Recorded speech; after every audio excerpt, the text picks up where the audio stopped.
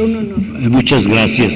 Bueno, antes de todo quiero felicitar a los organizadores de la Conferencia de Crecimiento y Descrecimiento, tan oportuna y tan importante, y también a los participantes que están aquí, y pues desearles que tengamos cierto éxito en esta situación, en esta época tan difícil para la naturaleza y para también, por lo tanto, para el ser humano.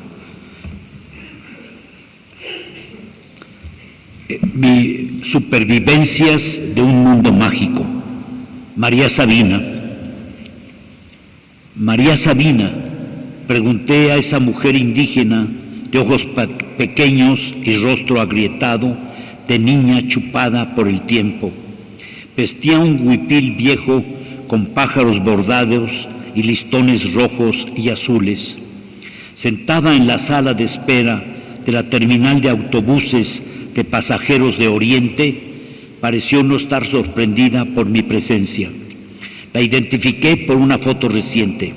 En ella aparecía descalza, desdentada, con trenzas canas y con las manos raizosas de mujer que ha trabajado la tierra. Estaba sentada fuera de su casa de adobe y techo de lámina en Cerro del Fortín, del pueblo Huautla de Jiménez, en la Sierra Mazateca. Hay un mundo más allá del nuestro, un mundo invisible, lejano, pero también cercano. Allí vive Dios, viven los muertos, los espíritus y los santos. Es un mundo donde todo ha sucedido, donde todo se sabe. Ese mundo habla, tiene un lenguaje propio. Yo repito lo que me dice. Los hongos sagrados me llevan y me traen al mundo donde todo se sabe. Son ellos, los hongos sagrados, son los que hablan en una forma que yo puedo entender. Yo les pregunto y ellos me responden.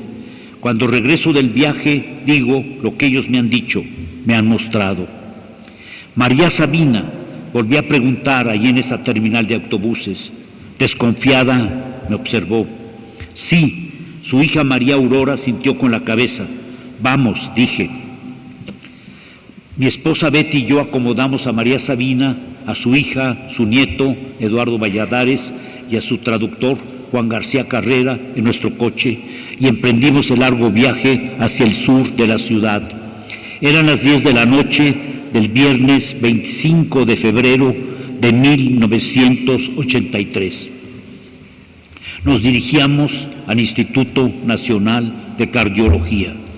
Yo no sabía cuándo había comenzado el viaje con ella, si desde que escuché su nombre por primera vez, relacionado con sus cantos proferidos durante ritos de iniciación al éxtasis, o cuando íbamos Betty y yo en coche por Avenida de las Palmas y alcancé a ver en un periódico la noticia de que María Sabina se estaba muriendo en la pobreza. Qué vergüenza, le dije a mi esposa, la más grande poeta visionaria de las Américas se está muriendo en la miseria. Hablé al reportero y García Carrera me llamó al día siguiente para avisarme que traía a María Sabina en un taxi desde Oaxaca para verme. Hacia las 11 de la noche entramos al instituto con ella. Cuando descendimos en urgencias, María Sabina exploró el vasto espacio hospitalario con recelo y miedo.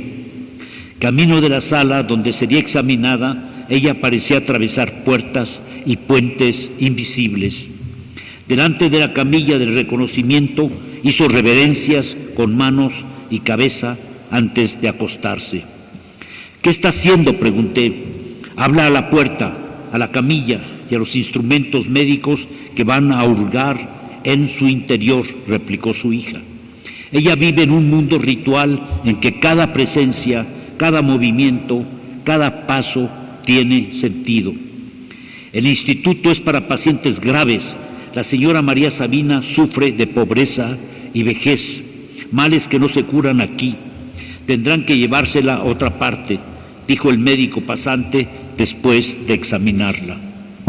María Sabina, la sacerdotisa de los hongos alucinantes, había nacido el 22 de julio de 1894 en Río Santiago, una ranchería cercana a Huautla de Jiménez. Pero ella ignoraba la fecha exacta de su nacimiento y solo recordaba que una vez su madre le dijo que había venido al mundo la mañana del día en que se celebra a la Virgen Magdalena. Ninguno de mis antepasados conoció su edad, afirmaba. Sus padres, María Concepción y Crisanto Feliciano, tenían 14 y 20 años respectivamente cuando ella nació. María Ana, de 2 años menor, era su única hermana. La familia habitaba una choza con paredes de lodo y carrizo y techo de caña en Río Santiago. Padre, abuelo y bisabuelo habían sido curanderos. Su padre había muerto antes de que ella cumpliera 3 años. Ni los hechiceros ni los curanderos pudieron sanarlo, diría ella. Sus abuelos maternos eran muy pobres y su madre llevó a sus hijas a vivir con ellos a Cerro Fortín. Manuel Cosme, el abuelo, era peón. María Estefanía, la abuela, sembraba maíz y frijol. También criaban gusanos de seda. María Sabina y su hermana Mariana no fueron a la escuela por tener que trabajar. Tampoco aprendieron a leer y hablar en español, expresándose únicamente en lengua mazateca. Según María Sabina, un día de su infancia transcurría así. Se levantaba al amanecer, a la luz de los zocotes.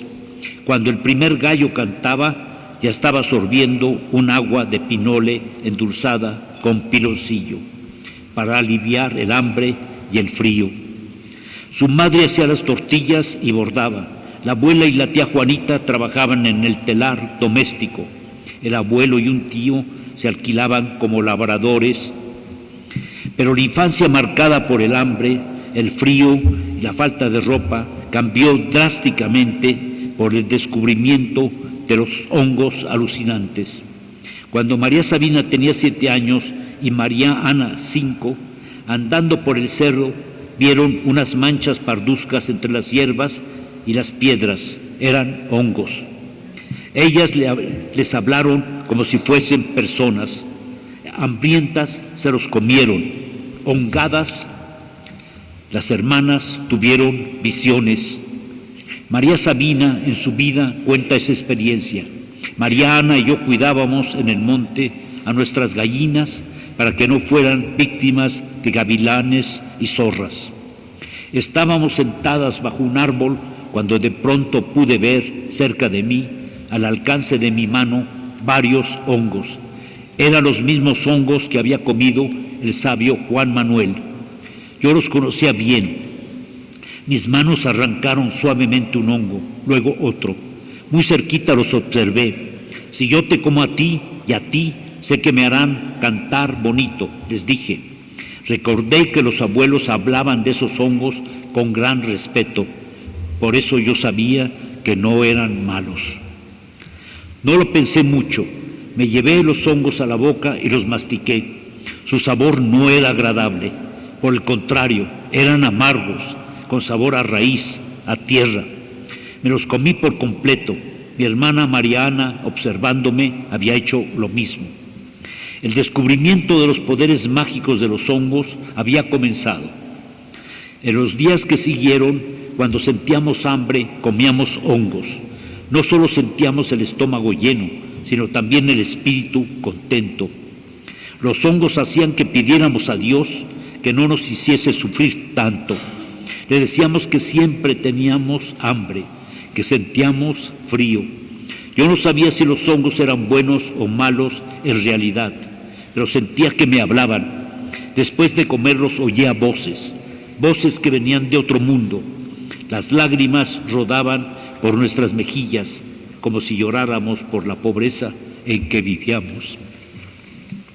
Iniciadas en el poder mágico de los niños santos, María Sabina y su hermana continuaron comiéndolos en el monte y su abuelo y su madre empezaron a encontrarlas hongadas, tiradas o arrodilladas en el suelo.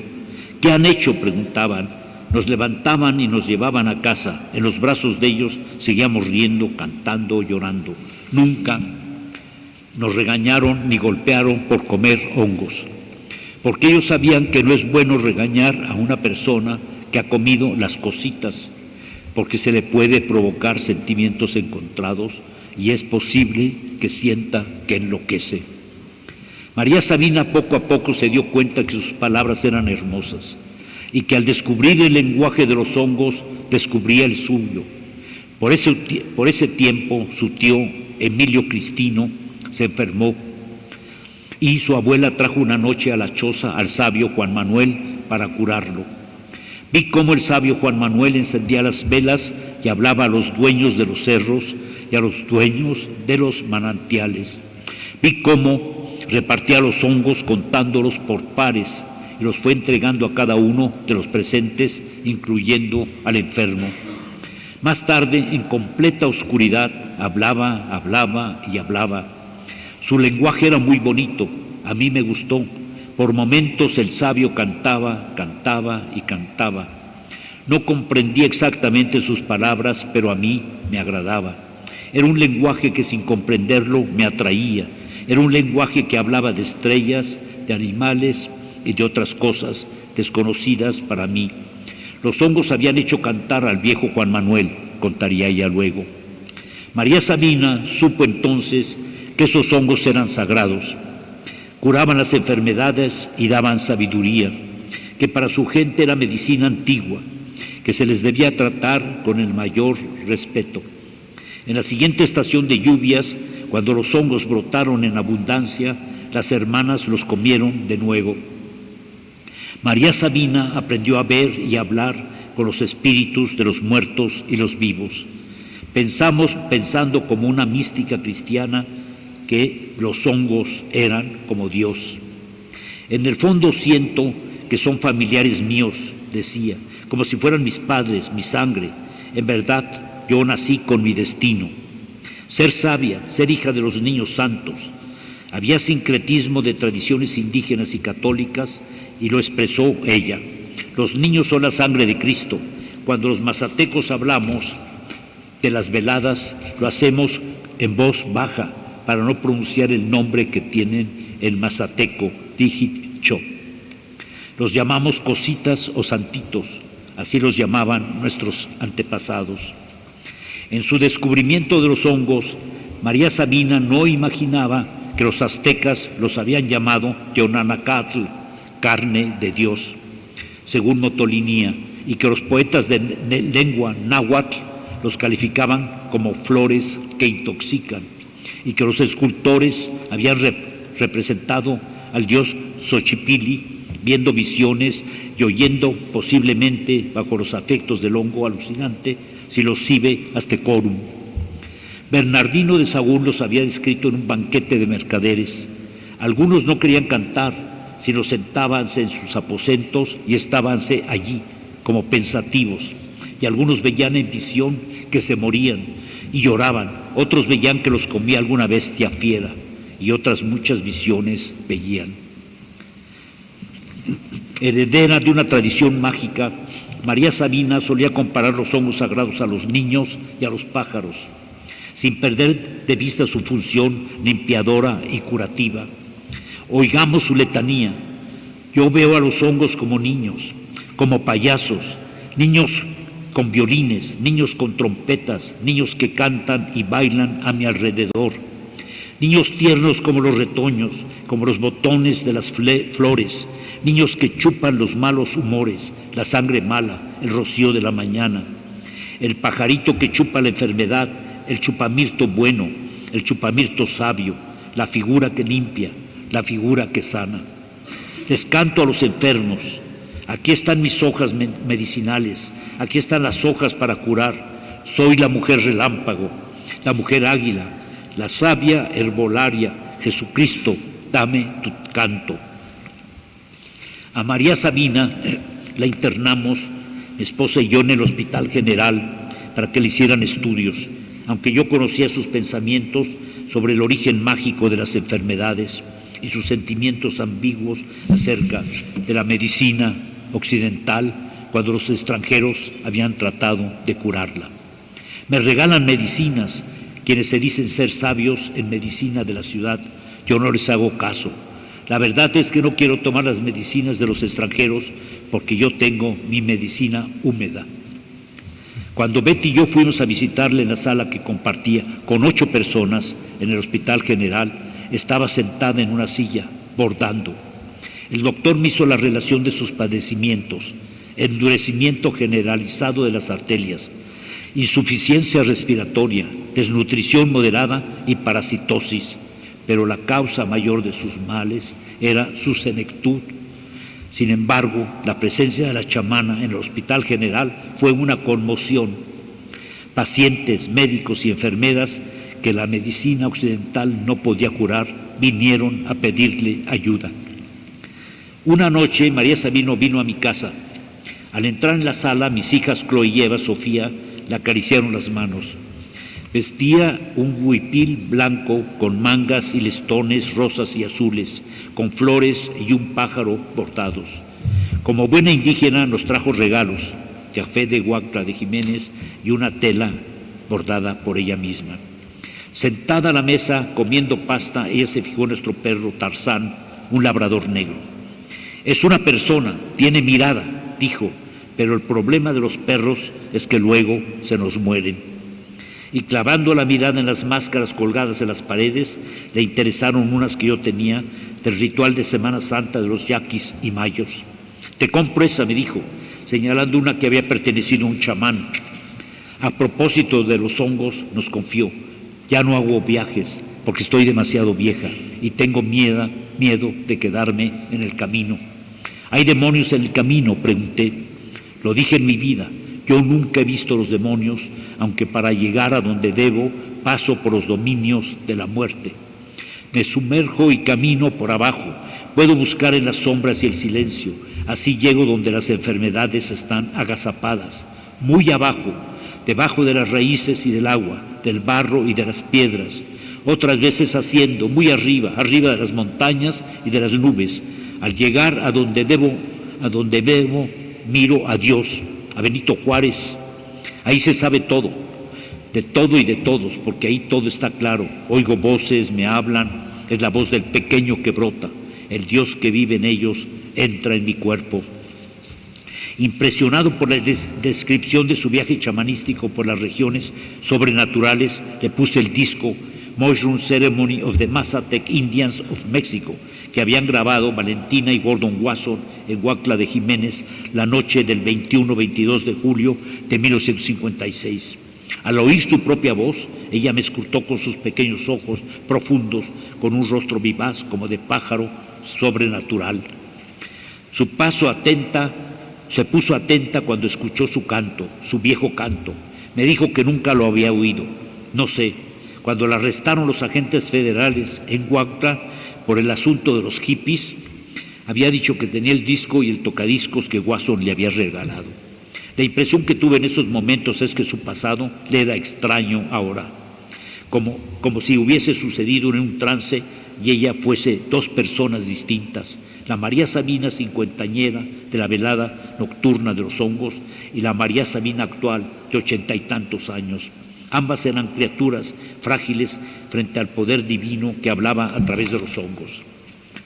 Soy una mujer que llora, soy una mujer espíritu, soy Jesucristo, soy un santo macho, soy una santa hembra, soy una mujer atmósfera. La letanía de su canto continuó en la noche, mientras ella parecía meditar sobre el sentido de las palabras que había proferido unos 30 años atrás, y sobre el lenguaje que caía sobre su cuerpo, sobre las revelaciones que había remarcado con golpes de manos durante aquel rito. Ninguna traducción podría transmitir en ningún idioma el misterio de la voz de María Sabina, cantando en éxtasis esos cantos surgidos de una antigua ceremonia sagrada. Gordon Wasson, quien en su búsqueda etnomicológica por México la había descubierto, palabra suya, dijo que ella les representó el rito nocturno de los hongos 4 veces, en 1955 y 56. Según él, en una sesión anterior no grabada, Después de comer los hongos y acostarse en petates, la señora, con mayúscula, apagó la última vela y mientras la luz de la luna iluminaba el altar de la mesa, empezó a gemir, primero en voz baja y luego fuertemente. Luego comenzó a cantar y el canto continuó con intermitencias durante toda la noche. La voz de María Sabina no era fuerte, pero en su elocución primitiva había una seguridad y una resonancia que se imponían. Entrada la noche, se dirigió a la puerta donde estaba la terraza, la mano sobre el batiente para volver de rodillas hacia el altar de la mesa, las manos sobre los hombros con las palmas abiertas. Ella cantaba un cántico que parecía un introito antiguo, cuyas frases musicales expresaban una ternura quejumbrosa, indescriptible. El canto no era continuo. En esos momentos la señora se ponía a conversar como si invocara a los espíritus o como si el Espíritu Santo hablara por los hongos. Escuchamos el nombre de Cristo que ella pronunciaba con una R, de más Cristos. Nunca hubiéramos podido sospechar que instrumento sensible y poético era el idioma mazateco. Durante un momento larguísimo nos encontramos en la oscuridad más profunda mientras la hija cantaba y la señora danzaba bajo un ritmo extraño, duplicado por un acontecimiento. Recordamos uno de los momentos culminantes cuando María Sabina, medio cantando, medio declamando, escupía literalmente sin reposo, con una violencia bárbara, 2 sílabas, chunja. Después habría que decir la curandera se dirige al Todopoderoso para atraer su atención sobre sus demandas. Como ya me están diciendo que termine, dejo lo de su muerte para el futuro. Es que ya me están interrumpiendo, es una página más, pero viene a su muerte. Termino, bueno, a ver. Yo te regalo. Ok, porque sí me da pena. Desde los 5 minutos. Ok. El registro de los cantos durante esas veladas me dejaron la impresión de la intensa religiosidad de María Sabina, la cual brotaba de una tradición mexicana enraizada en la magia. Sentí que sus golpeteos y sus castañeteos acompañaban su canto de manera semejante al tamborileo que acompaña el canto de los maracate huicholes durante la fiesta del tambor, cuando el tepo, el tambor, se convierte en un vehículo de vuelo del alma desencarnada en su viaje sobrenatural. Esa noche le mostré a María Sabina fotos del peyote y de los chamanes que cantan los orígenes míticos de la vida. Yo también conozco un cuento mazateco sobre la formación del sol y la luna, dijo ella, pero guardó silencio. En el disco, la voz de la chamana nos devolvió al presente.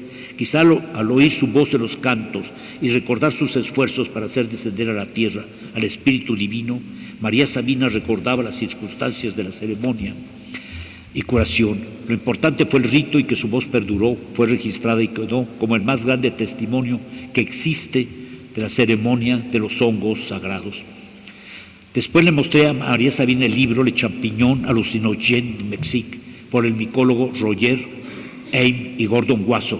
En una foto a colores en dicho volumen, María Sabina estaba consumiendo con su hijo Aurelio los psilocibes sagrados. Se le ve clavar la vista en Aurelio, un muchacho moreno, vestido con pantalón color crema y camisa blanca, que sostiene en la mano izquierda un plato blanco lleno de hongos. Sentado en cuclillas, el hijo mira fijamente al hongo en su mano derecha. La mano izquierda abierta de María Sabina está llena de hongos. Con la derecha está a punto de llevarse uno a la boca. Cuando le muestro otra foto, María Sabina se examina a sí misma pasando los hongos sagrados a través del humo del copal incandescente. En otra foto, donde María Sabina y su hijo Aurelio aparecen en éxtasis, la sacerdotisa de los hongos completa sus propias manos y al hijo acostado en un petate. Cerca hay una veladora y una jarra de agua y un altar con las estampas del Santo Niño de Atocha y el bautismo de Cristo en el río Jordán. De pronto, como en un trance, ella nos dijo: es mi hijo Aurelio, hacía tiempo que no lo veía. Lo dijo como si el hijo muerto estuviese presente en la foto, como si realmente él la estuviese mirando en ese momento desde el petate, desde la imagen en el papel. Ella dice que en el curso de esa sesión Ritual imploró la ayuda divina para su hijo Aurelio. ¿Qué le pasó a su hijo?, pregunté. Ella dice que lo asesinaron, pero que está vivo. ¿Dónde? Allí, en el papel, en la foto. Como si saliera de un sueño, María Sabina explicó que le había pasado 30 años atrás. Aurelio estaba triste. Esa noche me dijo: mamá, sé que me voy a perder. En efecto, el hijo de la vecina Dolores lo mató por una deuda de 50 pesos. Ahora bien, a su edad María Sabina ya no tomaba hongos ni conducía espíritus en viajes. Las fuerzas le faltaban y tenía miedo de no regresar. No estaba amargada por ella. Decía que los hongos me enseñaron todo. Me mostraron las debilidades, la fuerza, la vida misma. ¿Hay algo más que les pueda pedir? En una entrevista diría: la última vez que tomé hongos subí al cielo. Dios me dijo: ¿qué andas buscando? Ya no comas más hongos, de lo contrario te vas a quedar en el camino y no vas a regresar. Ya nunca más. ¿Para qué? Si me enseñaron el nombre de los ríos y de las montañas, era una cuestión de fe y así curaba. Siempre hice el bien y no el mal. Luego la chamana regresó a Huautla. Celebró su último cumpleaños en una cama del Hospital del Seguro Social de Oaxaca, recuperándose de aguda desnutrición. Toda su vida la pasó con hambre. Extrañaba su casa y sus pollos en Cerro Fortín, su mundo mágico en la Sierra Mazateca. Estaba contenta porque la hemorragia de nariz y la boca había pasado. No guardaba rencor a nadie, ni a aquellos que le habían robado sus ahorros, 10,000 pesos. Resentía no haber podido dejar un patrimonio a su familia. Se lo robaron las autoridades de todos los niveles y todas las épocas. Esos despojos me llevarán a la tumba. Ya no quiero que se escriba nada de mí. Todo se dirá pronto. Quiero salvar a mi familia. La pobreza nos sobrecoge. Su obsesión era que su casa se convirtiera en un templo católico. María Sabina, madre de 10 hijos que había tenido con sus maridos, Serapio Martínez y Marcial Carrera, también expresó su voluntad de que su nieto fuera el heredero de los secretos de los hongos alucinantes, pues hacía 25 años había descubierto en él poderes de curandero. La sabiduría no puede heredarse, decía. La sabiduría se trae de nacimiento. Mi sabiduría no puede pasar a mis hijos porque nadie enseña el lenguaje que me enseñaron. María Magdalena Sabina García murió de una trombosis pulmonar, cirrosis hepática y anemia aguda en la unidad de cuidados intensivos del Hospital Seguro Social de la ciudad de Oaxaca a las 2:45 horas del 22 de noviembre de 1985. Supuestamente a los 92 años.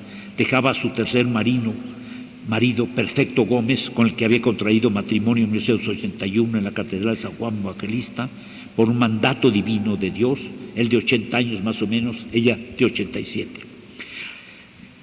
Los honguitos me han revelado cómo era yo los días en que me encontraba en el vientre de mi madre. Es una visión en la que me veo convertida en feto, un feto iluminado. Y sé que en el momento en que yo nací, los seres principales estaban presentes. También ahí estaba el corazón de Cristo. En sus últimas horas había estado inconsciente y se le había mantenido con respiración artificial. El reino de los muertos es silencioso, oscuro y templado. No hace frío allí, no hay que tener miedo. Debe uno acercarse a los muertos. Estamos más cerca de ellos que de los vivos que los timan y engañan. Expresó la chamana antes de morir.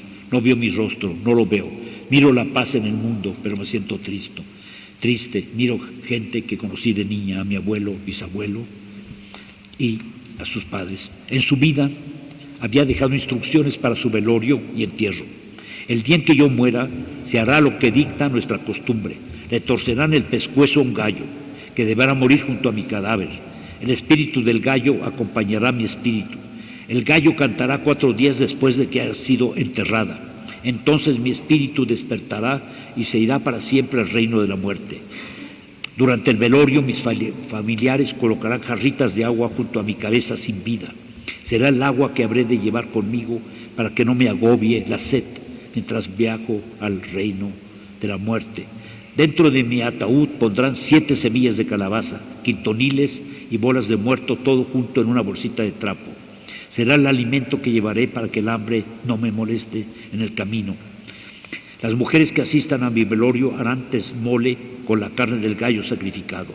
El tesmole se lo comerán solamente el rezandero y las personas que vayan a cavar mi fosa. Si tengo velas sagradas que hubieran sobrado de mis andanzas de socia de la hermandad, las pondrán junto a mi cadáver. Me vestirán con un huipil limpio y me mejor rebozo. Entre mis manos se colocará una cruz de palma bendita. Bueno, gracias. Gracias por el tiempo.